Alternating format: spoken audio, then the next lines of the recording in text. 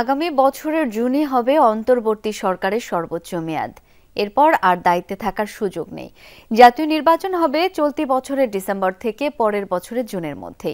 একথা জানিয়েছেন পরিবেশ ও বন উপদেষ্টা সৈয়দা রেজওয়ানা হাসান। বিকেলে সবুজ জ্বালানি খাতে বিনিয়োগ নিয়ে সিপিডি অস্ট্রেলিয়া হাই কমিশনের যৌথ মতবিনিময়ে যোগ দেন তিনি। বলা হয়, ইন্দো প্যাসিফিক অঞ্চলে বাণিজ্য ঘিরে বাংলাদেশের সবুজ জ্বালানিতে অস্ট্রেলিয়ার বিনিয়োগের সুযোগ আছে।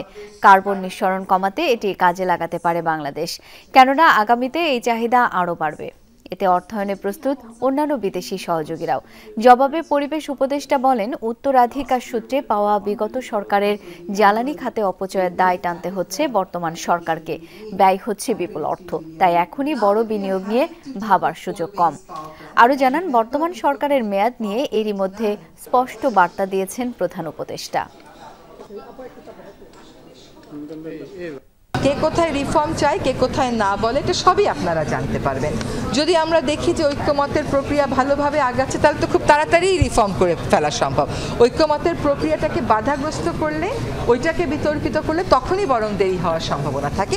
কিন্তু আমি আবারও বলছি যে বলেই দেওয়া হয়েছে ডিসেম্বর থেকে জুনের মধ্যে, এর বাইরে যাওয়ার আর কোনো সুযোগ নেই।